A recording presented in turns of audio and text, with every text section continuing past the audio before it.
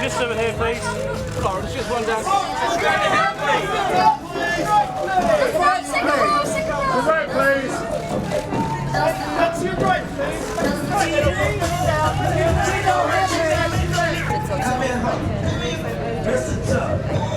I got pretty.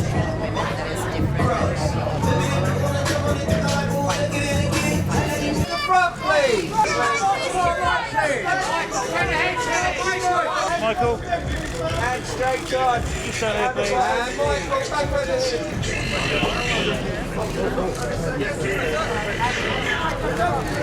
Right, please. Andy, straight on. And guys, wait for you on the here. And guys, Andy, And looking up, please.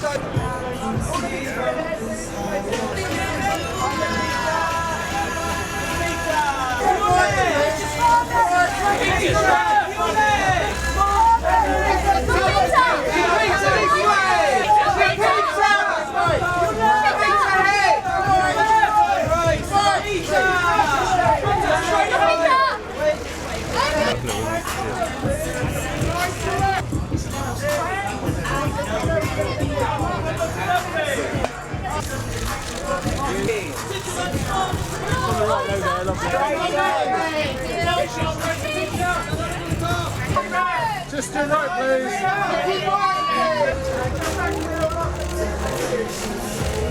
Out the middle, in the front. Just looking straight ahead now, please. Straight ahead. Just to right, please. Just to right. Now, please. Straight ahead. Just to right, please. And up to the top, please. And again, to your right. Just to right, please. Just to right, please. Bottom right, please. There we go.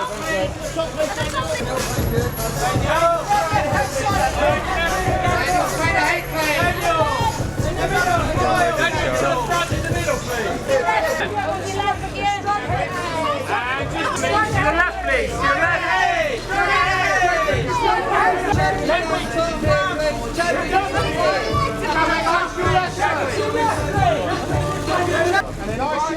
Okay guys, far left please.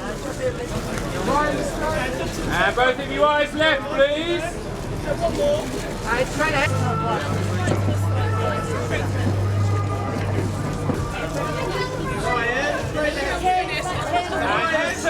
Line up on top, please.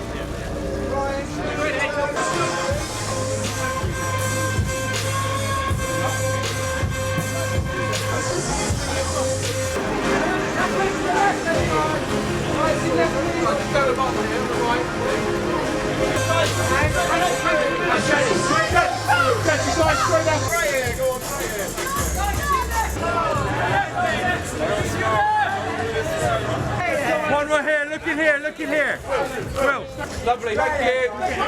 Straight left. And again, steer it down the middle, boss, please. Straight ahead. And then one right at the back again, please. Right at the back here. Thank you. Straight ahead. Straight ahead.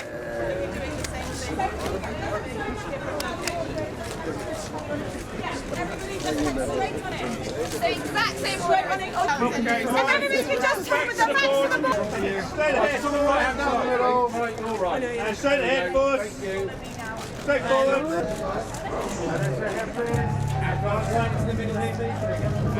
Back to the right for me, please. Get back to the right for me. Let's go. In the middle. Right, Haley. And then next one is the left hand side.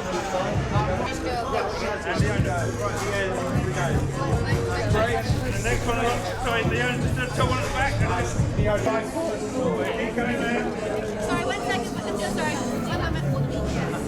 Just take a little step to your right. Back round to your left hand side, please. This one here, please. Big smile here. This way now. This way. One more here. This way, please, Martin. In the middle, please, guys. Guys, all right. And straight ahead.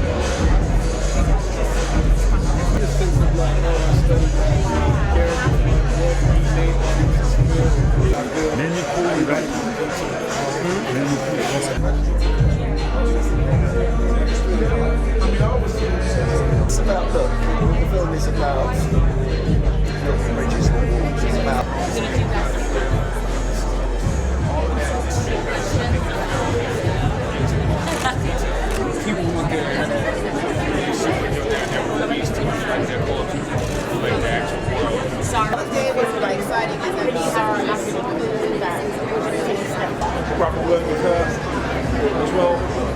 Martin Freeman is just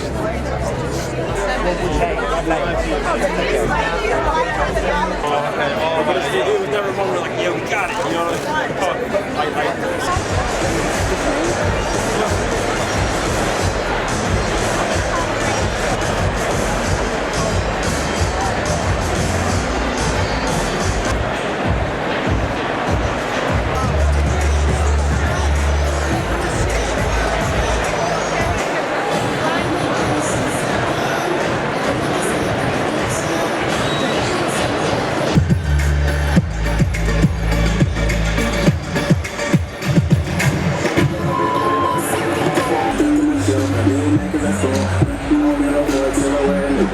Big shot, the one and only. The man's not hot. Never hot. Spin up. Skitty cat. Boom. The kick was like no, booyah. But the magic reason, magic future, magic comfort, magic reverence, magic glory, magic effort, magic angel, magic spirit. A, B, C, D. The team goes. Cross the run for. Little bit drip. I'm bringing that stuff up. I'm the darkest. He's the king. Grind so money in the thing. He became a boss and ruled his brother's head.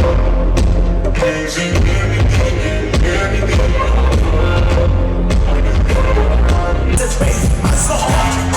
Man can never be hot, never hot. Perspiration ting, straight out. Links effects, come on.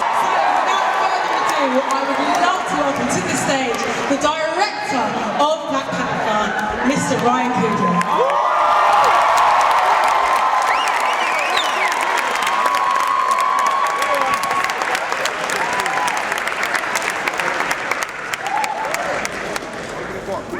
Hey, what's going on, everybody?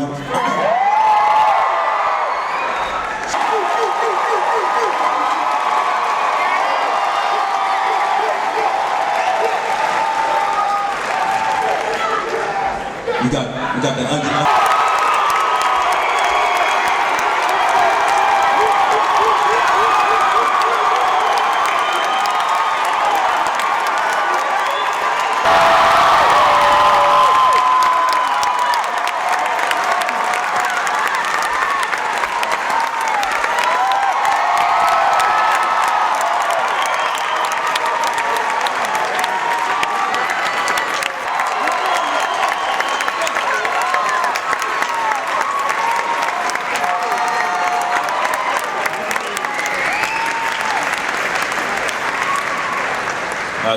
Thank you guys so much. Hope you guys like what we worked on for the last couple years.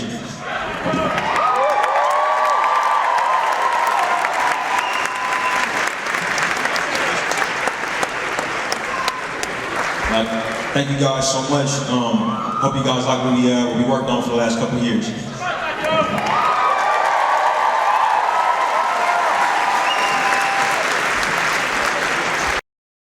I think you have to give credit first off to the African American community who I think wanted this film first, who pushed for it first. You know, it's something that people are thirsty for. It resonates, I think, with everybody. Like we just went to Korea and they saw the film. We saw them, you know, showing their pride in their own culture, but you know, attributing that to the movie as well. Coming into Rome saying Wakanda forever, doing the salutes, all of that is because I think the film it creates a culture. It's detailed that people appreciate themselves. They see themselves in the film. It's the more detailed you are, I think the more universal art is, and so I think people are feeling that when they see the movie and even in the trailers. He's a world leader. He's criticized the way world leaders are. And I think, you know, people want their superhero, their movies to reflect their culture, to reflect the actual world. You know, we don't need complete fantasy. So we love the fantasy of the film. We love like all of the spectacle of the film. But I think T'Challa is somebody that people can relate to.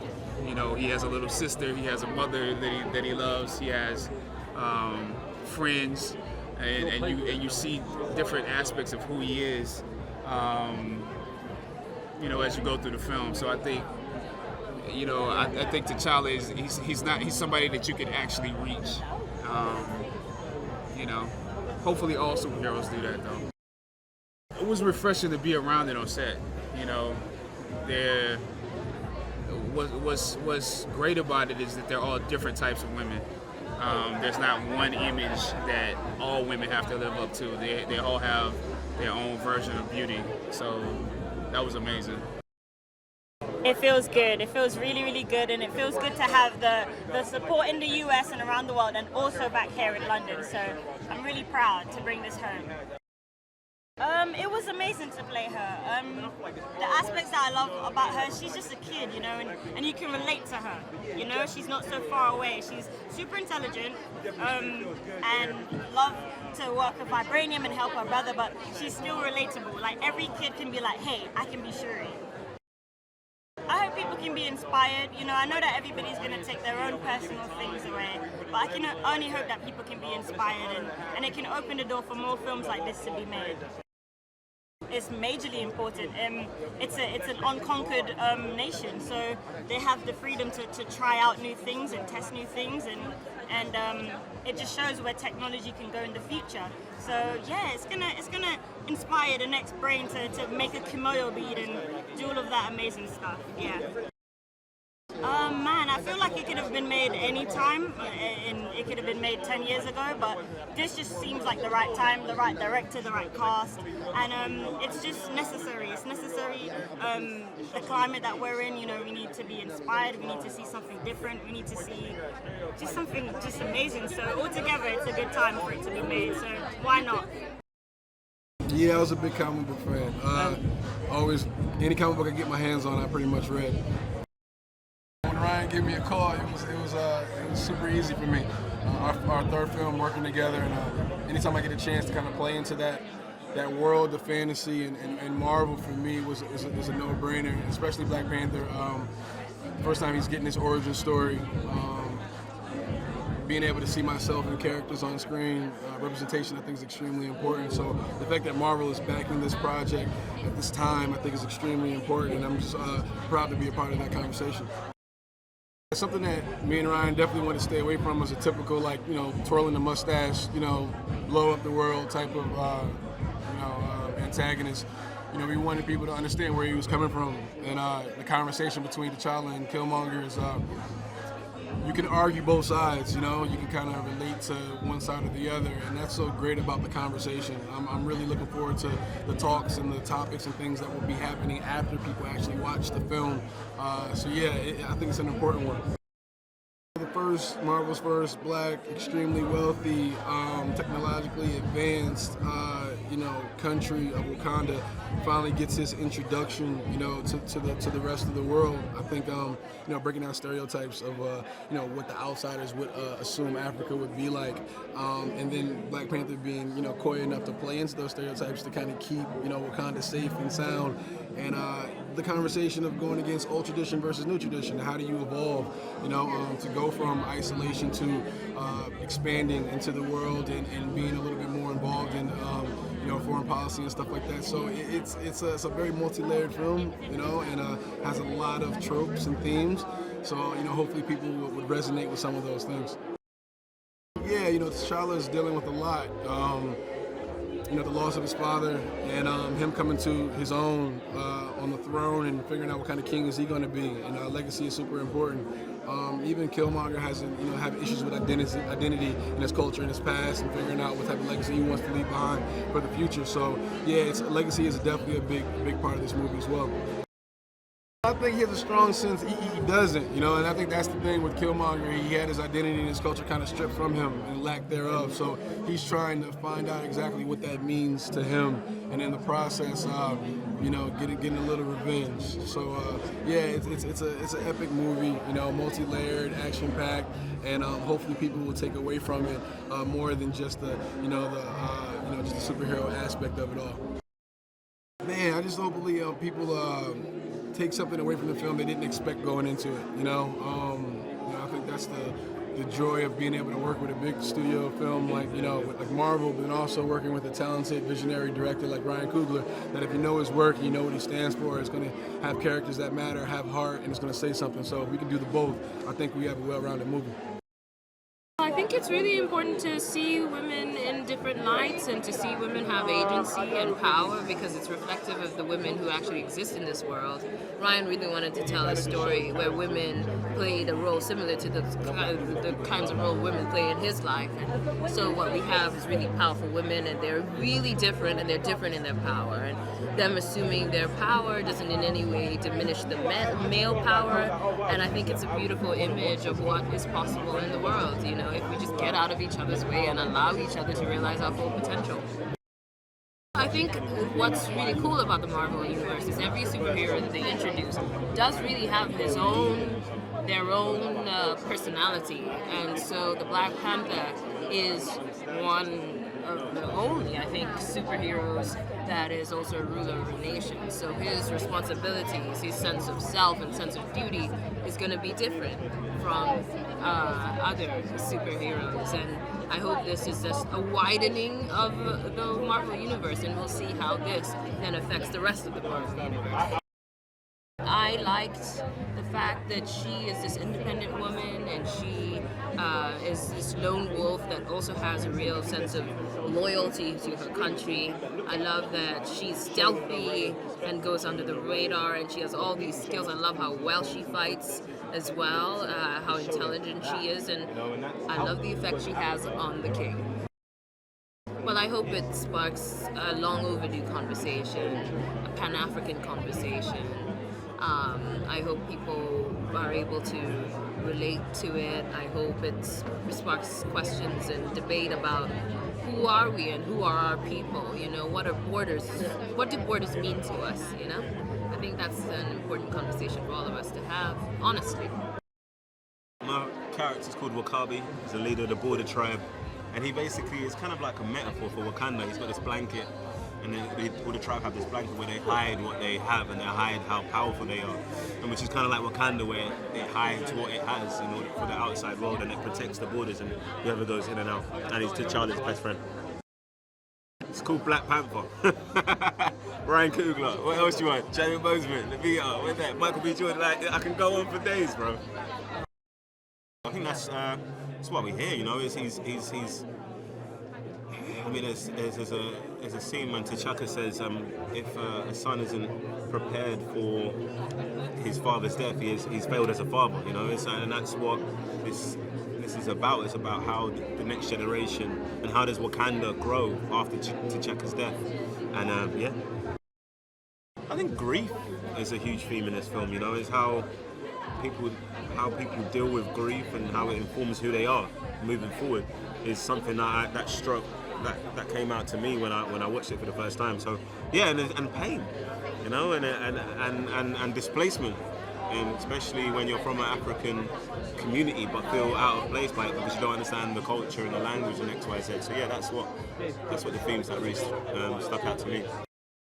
It's kind of like it's a ride, it's an experience, and that, like, you know, it's to try and take on another perspective if they haven't seen it before. And bringing people together, and then, like, hope you had a good time, yeah? It's always the year, bro. Every year is the year. That's how I feel. And I'm happy it's this year, but I feel like this is a good film, and Ryan Coogler's really brought it home and really made something special. And when it's something special, it's really important. You know what I mean? You know, it was very interesting. I mean, there's various ways that you find a character, you know, and the beauty is I also got to collaborate about her with this very collaborative director and the production team. So that was really exciting too. But I mean, I think what was really easy for me was to understand her loyalty to Wakanda. To me, I'm an Africanist, I'm from Zimbabwe, I believe in the potential of my continent and the fact that, the world hasn't seen how much it's capable of. But I see it every time I go home, every time I'm on the continent, I see so much ability, so much beauty, so many things to celebrate, but I don't think the world sees it. So the idea of a country like Wakanda, it was very easy for me to connect to how much passion I would feel towards that, like her, and how much I would want to protect it, which is her job. So I really understood the stakes of her role of protecting a nation like that had never been colonized and had flourished. Finding her also through how she moved and through how she fights and through how she's doing things that are traditional to her ancestry, to her mother, her foremothers who created the Dora Milaje. That was cool, and it was also grueling. But once I started to find that, I started to find her more. I think there are various ways. I think honestly, I would say specifically the beauty of what Marvel has done is that they've created a story from the African perspective and given it this scale and this platform. And I think that makes it unique in and of itself. I think a world like Wakanda is a world we've never seen before, and I think there's so much, there's so many interesting political parallels going on in this movie and dialogue that we've just never heard, ever. Like, the Pan-Africanism dialogue and dialogue about everyone's role in the world, what does it mean to be a global citizen? Like, those are questions that I think are really powerful in the film and come from a very characterized place. So I think that just makes it original to just any other film, not any other Marvel film, but just any other film in general. It gives it a very specific narrative and consequently resonance. I think she is, because she's such a combination of so many complex, interesting things. I mean, one minute she's fierce, she's extremely feminine, she's got the big red lip, but she's got the bald head. She's definitely been an intense little girl growing up in Wakanda and wanting to get to where she got. And then, she earned her spot, and she's got a confidence in that. But, she's also in love. I mean, there's just so many things that make her something very specific. And, and her sense of humor comes out of nowhere sometimes. And, she's just, she's willing to exert all she has in the dedication to her belief in the sovereignty and the beauty of her people and her nation. And I love that about her. Well, I think it's something that happens all the time throughout the world. I think we finally just got to see it actually illustrated. But I think at the end of the day, even in any great leadership, you see that there is a feminine influence that is important and that really helps really balance and progress things. And I think that the beauty of T'Challa is that he's willing to openly realize that and manifest that. And not, hide it and just be surrounded by a bunch of men when he's making decisions and dealing with the most perilous issues of his nation. But really tapping into the people, as his father says, people you can trust. Surround yourself with people you can trust. And then the next thing you see, he's surrounded by women. And it's like, well, go figure. But, I love the example that sets. Also in the leadership that he manifests. And that he's smart enough and confident enough as a man and as a leader to take that route.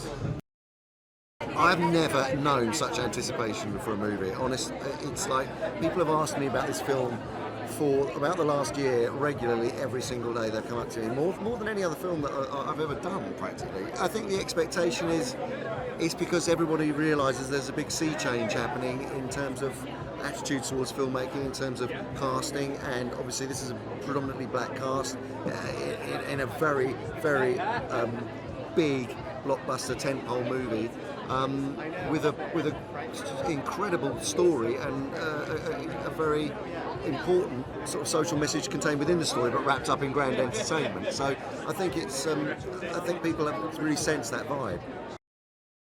It was terrible. I had a terrible time. No, I loved it. It was such good fun. I had a ball. Yeah, I mean, I liked what I wanted to do with him was make him.